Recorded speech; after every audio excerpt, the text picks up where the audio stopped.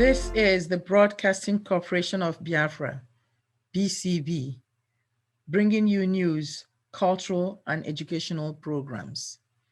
This is BCB, the Broadcasting Corporation of Biafra. And here is a special announcement from the leadership of Biafra government in exile. This is BCB. Good evening and welcome to today's broadcast, the Sunday, the 7th of May 2022. May this month of May bring you great things, fulfillment, peace, and above all, safety in your going out and your coming in. May the divine light, life, and love guide and protect us all at home and those of us in diaspora. Where is the justice? Where is the equity? Where is the fair play? All we see is double standard, inequity, injustice, high-handedness, brutality, and marginalization. The civil war never ended. I'm coming to you from BCB, and this is a special message from the leadership of Biafra government in exile. I thank everyone who has been supporting us and listening to our programs on YouTube. We bring you quality news and information and direction in relation to where we are going and the way we want to achieve Biafra restoration. And I ask this very important question: has the civil war actually ended? From all indications, the answer to that question is no. It never ended. Once again, Igbo land, Biafra land, is under siege. Brazen display of military power against unarmed Igbos is happening right before our eyes. I watched in dismay trailers of armored tankers moved into the heartland of Igbo land a few days ago. Is the Nigerian army about to unleash terror against Igbo people? For what reason? I ask. First, it was Python dance. A whole battalion of Nigerian army descended on one compound in Umuahia, Abia State, the palace of His Royal Highness Eze Okukano of blessed memory. Over 28 persons lost their lives in that episode. Then it was Obibo. On the back of End SARS protest, hundreds of innocent Igbos killed and over 600 abducted and taken away. We saw the report of Inter-Society and the accounts of the 150 people released after months in detention, where they were held in very inhumane conditions and tortured and brutalized. Meanwhile, terrorists are being coddled, being pampered, rehabilitated and reabsorbed into society, recruited into the army by the government of Nigeria. Boko Haram attacks NDA, Nigerian Defense Academy in Kaduna, and many other military barracks, kill soldiers, take away dangerous weapons. Fulani bandits attack trains with bombs, kill many, including a young Igbo doctor, Miss Chinelo. They take away many prisoners, kidnap people, and yet no military detachment is unleashed on the terrorists and bandits who are Fulani, even when their location is well known to the government, the police, and the army. Igbo land is under attack once again. And we can see before our eyes what is playing out. The bloodthirsty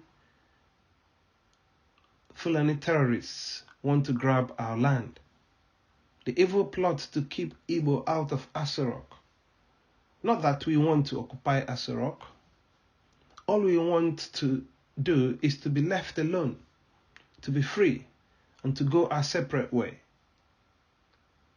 Where is the justice? Where is the equity? Where is the fair play? You cannot smack a child and still dictate to him or her how to cry. You either allow justice, equity, and fair play, or you let my people go. The call for self-determination is never a call for war. The call for referendum is never a call for war either. If you really believe in democracy and democratic principles, why would you be afraid of a vote? A vote of yes or no. It is a civilized way of settling political questions in a civilized society. But is Nigeria a civilized society? Is it really? I don't think so. If you think you can kill an ideology with tanks and guns and bullets, you are making a big mistake. Biafra restoration cannot be stopped. Period. It's only a matter of time. Conventional wisdom demands that you listen to us and grant us the vote to decide for ourselves whether we want to remain in Nigeria or to leave Nigeria and be on our own. The agitation for the restoration of the sovereign state of Biafra was and is still non-violent, peaceful.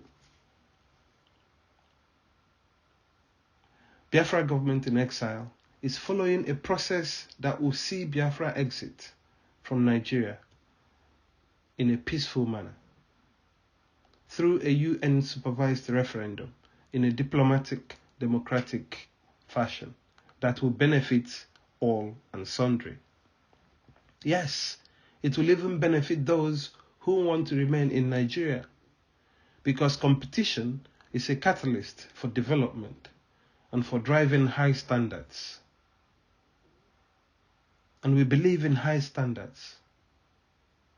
Just look back when the three regions competed.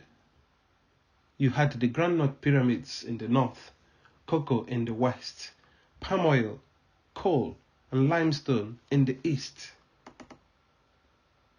Fellow Biafrans, your right to self-determination is sacrosanct.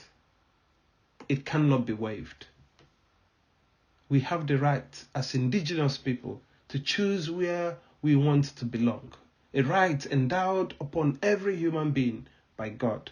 However, there is a legitimate, internationally recognized process to achieve this goal. Violence is not our preferred option.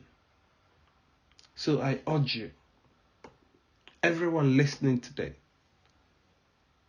whether you are IPOB, ESN, IPOB, Autopilot, and any other pro-Biafra group who have inadvertently made the grave error of taking up arms, to lay down your arms immediately. Give us a chance to pursue a peaceful path to our freedom. The fight today is no longer a physical one. It's no longer a fight of guns and bullets, like it happened in 1967 to 1970. But today is a fight of the minds and brains, a political and diplomatic fight, and we shall prevail in time, because that which we seek is legitimate, is right, and is fair. It's not too long we lost over 3.5 million of our people in a genocidal war. The enemy saw an opportunity and chose to exterminate us. Backed by the powers of Britain and other international forces, we fought in self-defense, and God would not allow his people to be annihilated. We are a chosen people, a chosen race, and a special people with divine destiny. We are the remnants of Biafrans who did not perish in the war. We have survived to fulfill our destiny, and we shall do it in the right way. We have a land to defend, a territory to reclaim, to develop, and a nation to build. Our expectation shall not be cut off, and we must sing our Lord's song in a free land, not in a strange land. We are not weak. We deliberately chose to be smart, to be sensible, and to follow due international process, to demonstrate to the world that we can and we will govern ourselves and develop ourselves without fear of and threat of any extermination. Any uncontrolled violent activity will jeopardize the honest effort in the restoration program. So I urge you today, turn away from violence. The land is soaked in blood of our innocent people. We cannot turn our knives and our guns on each other. So I passionately appeal to you today, IPOB DOS, IPOB Autopilot, ESN, and any other group operating in the bushes of Ihiala, Osu, Ukpo, Olo, Uli, Okija, Azia, Amoka, Isieke, Ubutu Isuzo, Osumoho, Inlilu, Mbosi, and all the environs, to please take a step back and give peace and due process a chance. I appeal to you to cease all internal squabbles and disagreements, for that which we seek demands unity, clean heart, and clean hands. For he who goes to equity must come with clean hands. Every attack on fellow Biafran is an attack of sabotage to the struggle. Our land is crying out. It's soaked with the blood of our innocent sons and daughters. Enough is enough. To the Nigerian government, I urge you to call your attack dogs back. Pull back your unknown gunmen and Boko Haram infested army out of Biafra land. And finally, today we must remember and we must honor and pay tribute and deserved praise to one of our finest, one of the best, General Alexander Madiebo, the Chief of Staff of the Biafran Army from 1967 to 1970, who turned 90 years last week. We salute you, sir, and we wish you a happy birthday. Sir, we salute you again, and we wish you many more happy and healthy years ahead. I am pleased to let you know that your labor and those of all our heroes past shall never be in vain. Thank you for listening today. We shall be back on air next Sunday, same station and same time. Join us again, please. And remain peaceful and remain safe. Thank you and God bless you. And may God bless our nation, Biafra. These are the news summaries brought to you by BCB, Broadcasting Corporation of Biafra. In the news this week, consider political solution, release Nnamdi Kanu and Igbo youths. Ohanaeze president begs Buhari. UN chief asks for safe return conditions for Nigeria's displaced.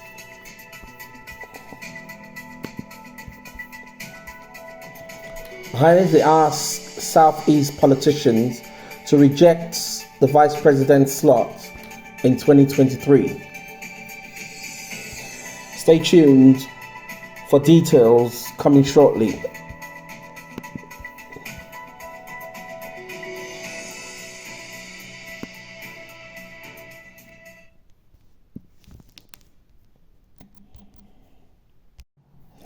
From the Daily Post, reported on the 5th of May 2022. Consider political solution, release Nnamdi Kanu, Igbo youths. Ohanaeze president begs Buhari. The President General of Ohanaeze Ndigbo socio-political organization, George Obiozor, has reiterated the call for the release of Nnamdi Kanu, leader of the indigenous people of Biafra, IPOB. Obiozor urged President Muhammadu Buhari to consider a political solution in releasing Kanu and other detained Igbo agitators.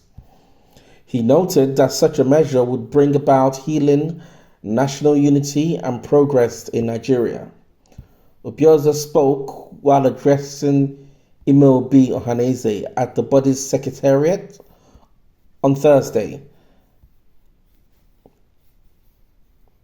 The statement reads, "In conclusion, permit me to express my profound gratitude to all those who made out time to attend this Imeobi meeting, and to several others who sent their regards for their inability to be here physically present.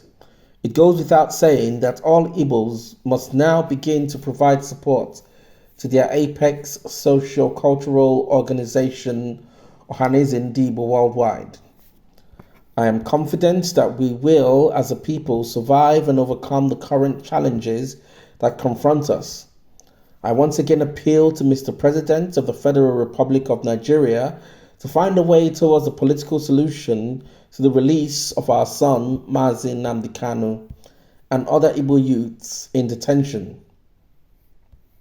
We seek healing, national unity, progress on a platform of justice, equity, fairness, and a sense of belonging in Nigeria."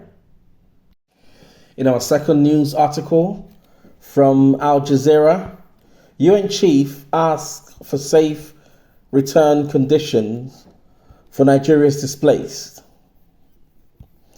Some 2.2 million people have been displaced in over a decade of violence from Boko Haram and its factions in northern Nigeria.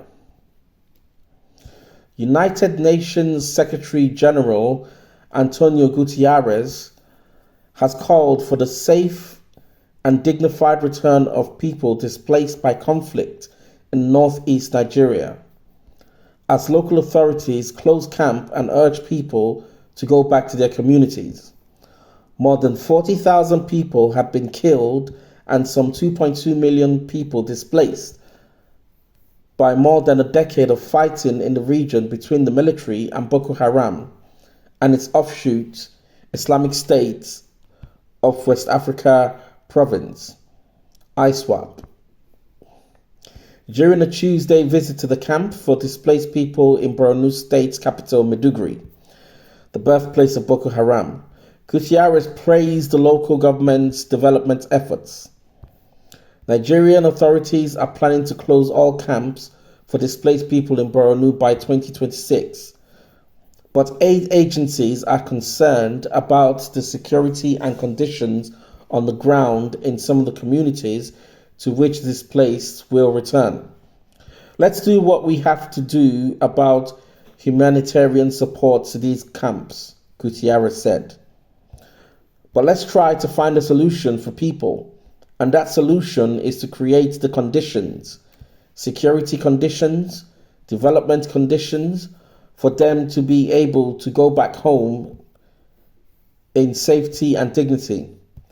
Nigerian officials say they only return people to secure areas with the goal of encouraging the resumption of farming and weaning people off humanitarian assistance. Gutierrez also visited a rehabilitation camp for former armed fighters and called for more support for efforts to reintegrate them into society. Thousands of Boko Haram fighters and their families have surrendered in recent months. I was amazed to see today in the center those that have been terrorists. They want to integrate into society and contribute to society. And the policy that is in place here is a policy of reconciliation, he said. Before flying to Nigeria, Gutierrez went to meet displaced people and refugees in Western Niger. His regional tour is due to end on Wednesday. In our final news article, Ohanaeze asked Southeast politicians to reject Vice President slot in 2023. The President General of the Apex Igbo Social Cultural Organization, Ohanaeze Ndigbo George Obiozor, on Thursday charged politicians from the Southeast to shun the offer of running mate in 2023, reports Ripples Nigeria. George made the call at the Imobi meeting, Ohanaeze Ndigbo, in Enugu. The meeting was attended by the former President General of Ohanaeze Ndigbo, Chief Nyanwodo, Senator Victor Ume, Alison Madueke, Chief Iwanyanwu, and Professor Fred Eze. He stressed the clamor for Nigeria's president of the Southeast extraction was justified and a project to which every people of the region must demonstrate greater commitment. Obiozor said, all the double dealings about zoning and rotation of power are orchestrated conspiracy to deprive the Southeast of the right to produce the president. I encourage all presidential aspirants from the zone to remain focused, tenacious, and optimistic. He said the Political Action Committee of Ohanaeze Ndigbo would meet several eminent Nigerians to persuade them to appreciate why a politician of Southeast extraction should be elected as the country's president next year. The Ohanaeze chief also decried the weekly sit-at-home order in the Southeast and said the people of the zone are recording huge losses due to compliance with this directive. Ndigbo has tried severally to persuade the youth to realize the consequences of their actions, he added. And that brings an end to our weekly examination of the news. This is BCB, Broadcasting Corporation of Biafra.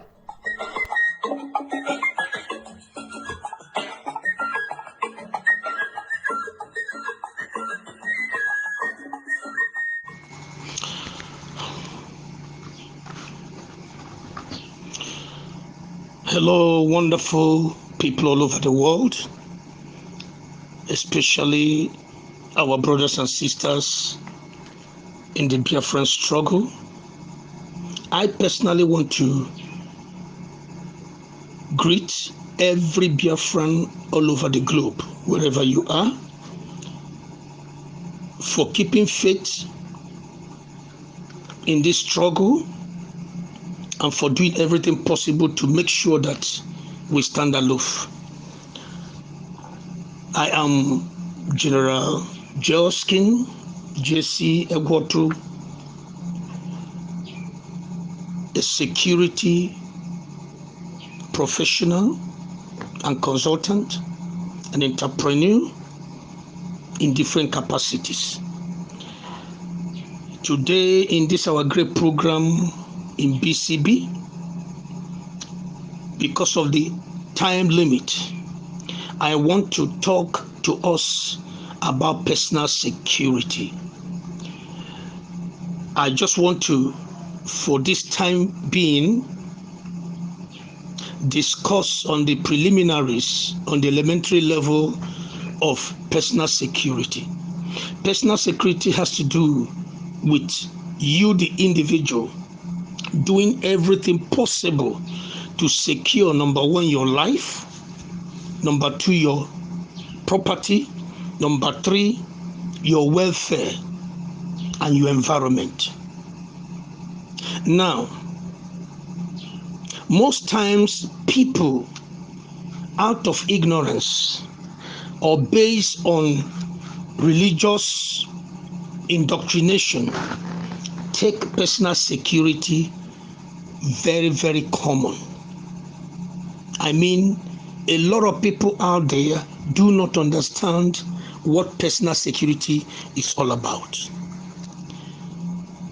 Now, I want us to understand this. It is very pertinent that you as an individual, you as a Biafran, you as a human being, do everything to avoid walking alone in a lonely street at night. Standing alone at the bus stop early in the morning or late at night could be a security risk. Crime can take place at all times. There is no specified time that crime can take place.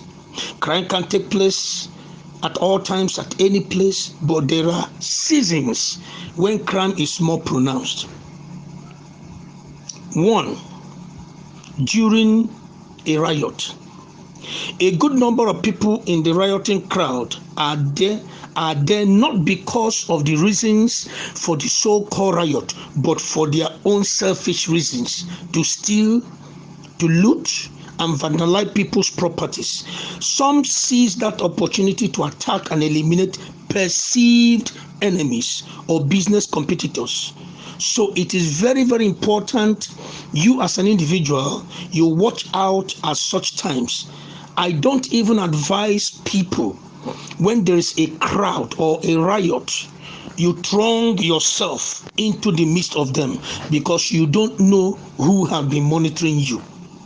Two, during transactions, as business people or whatever you do, like when you get a large sum of money from the bank or getting your salary or when you are being paid for a job done, there are people who do nothing but hang around bank premises to monitor other people and cash movement.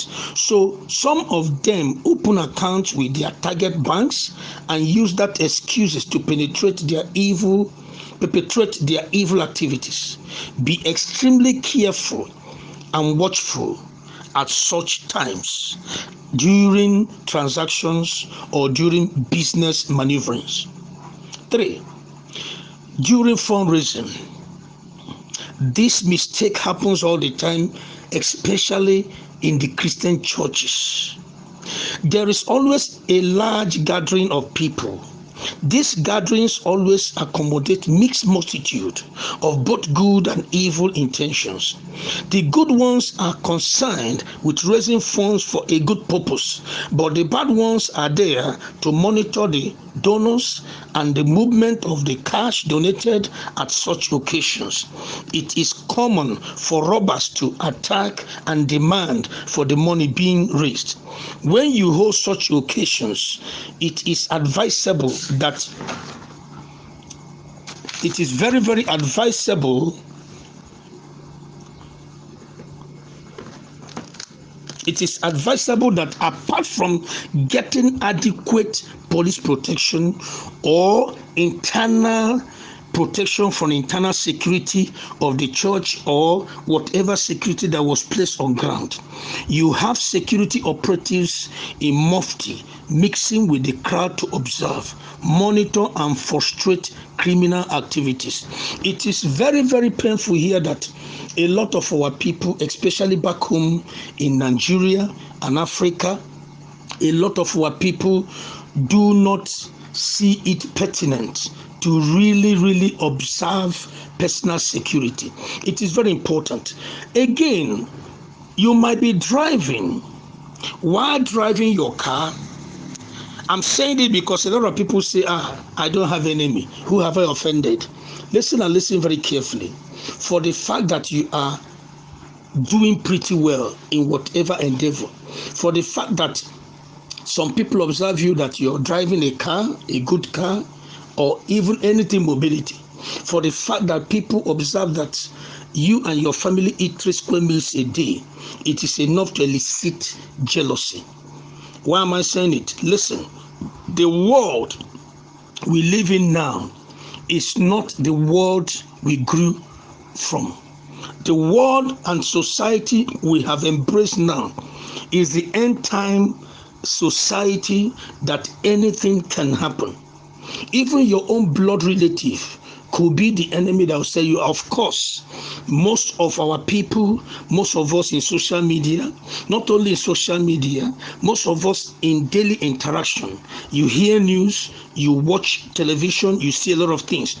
So it's very, very important that when you're driving, the reason you have the side mirror by the driver's side and by the passenger side of the other seat, and also the side the mirror which is at the head, exactly at the head of the driver. That side mirrors is for you to observe what is happening at the left hand side of the road and at the right hand side of the road at the passenger side, and also the third mirror up your head above is to monitor the movement directly behind you. Make use of it. You might not understand who is monitoring you. If you're driving and there's a way you observe, a vehicle following your certain movement, the first thing you do is to divert, get to another road, leave that lane. If there is a police station or a military checkpoint whereby, drive to it, stop, few meters to the checkpoint, behave as if you're checking something. If the people trailing you, of course, if they are mature, they will also stop to review themselves. But if they are matured, if they are professionals, they will pass you. And when they pass you, the thing you do next is to reverse, behave as if you had issue with the vehicle. You systematically reverse from that very point and look for another route.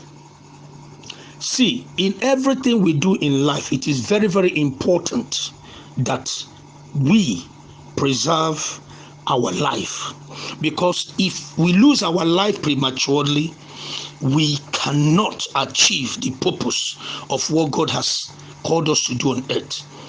For the time sake, I will be stopping here, but I promise you I will come again in this our wonderful radio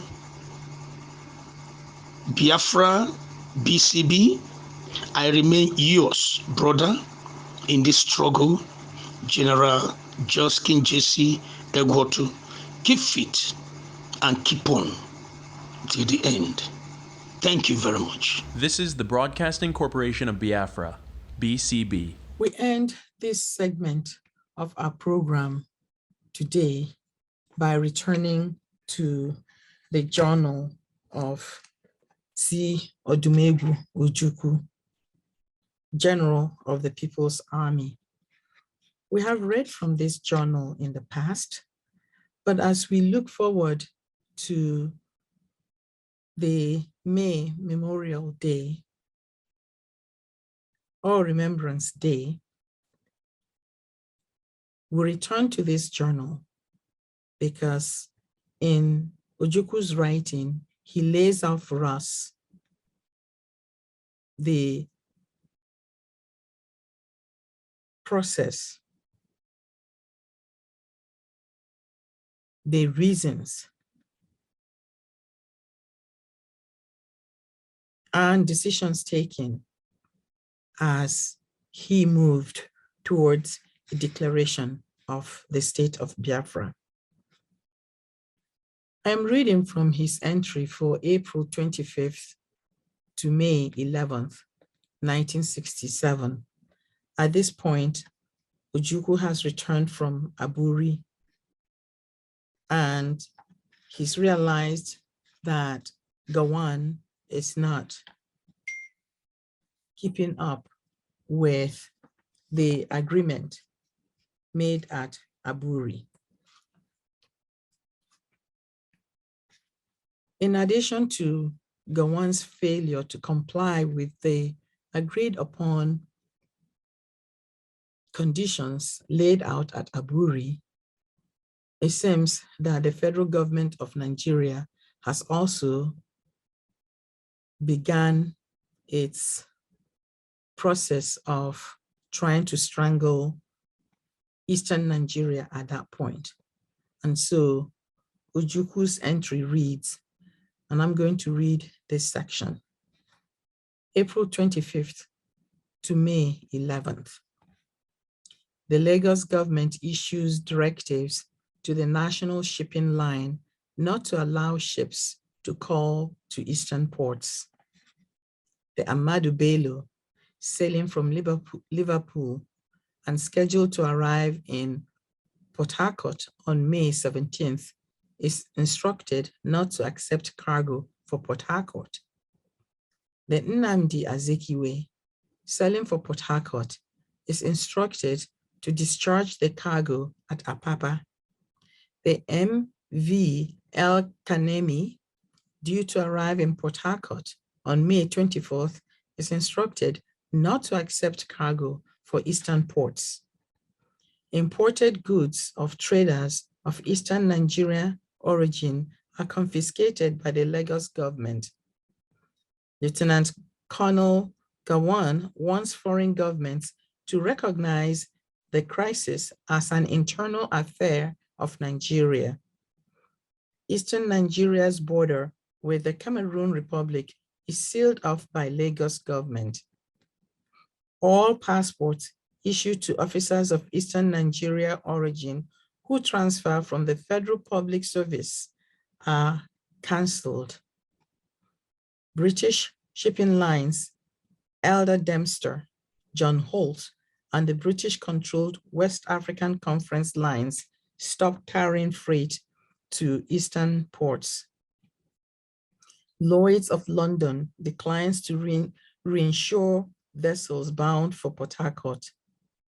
British High Commission orders the evacuation of British citizens from Eastern Nigeria. The BBC begins to build hostile propaganda around the evacuation. May 3rd, mass demonstrations in Enugu. In their resolution, the demonstrators declare, quote, "We hereby declare that our government, my government in parentheses, does not seem to be willing to accept the logic of Gowon's push-out measures. Further delay may be too late. How long will Ojukwu trust untrustworthy Gowon?" Unquote. May 5, a private national conciliation committee headed by Chief Awolowo visits Eastern Nigeria and holds talks with me. May 10, 30 former councillors of the dissolved Lagos City Council dissociate themselves from a statement credited to Oba Adeyinka Onyekan of Lagos and his white-capped chiefs. These are traditional rulers, in parentheses, demanding a federal constitution for Nigeria with a strong center and a Lagos state. They also demand the northern troops now stationed in Lagos must quit. May 13th. Demonstrations by students of the University of Nigeria, Nsukka. In a 2-point resolution, the students state, 1, the once acts of perfidy, now combined with total economic and diplomatic blockade of the East, amply show that Eastern region is no longer wanted in the Federation. 2, to save the people of the region from strangulation, the Eastern Nigerian government should make the only logical break of the blockade by asserting our right to self-determination. Our new state should be called Biafra. And there you have it, my people. This is it. And a few weeks later, of course, Ojukwu would declare the sovereign state of Biafra. So this is the beginning. In a few weeks, a few days, we will come to the end of May, and we will remember our people who died during the month of May in the pogroms in Kano, during an unnecessary war, but we'll also remember the emergence of the sovereign state of Biafra. Perhaps we should say thank you to the students at the University of Nigeria who on May 13th, 1967, declared, pronounced, named us Biafra, and encouraged Ojukwu at that point to do the same. This is Rosama. I hope that you will join us next time as we continue this journey to our destination. Peace. This is the Broadcasting Corporation of Biafra. Thank you for listening to us today. Join us next time for news, cultural, and educational programs.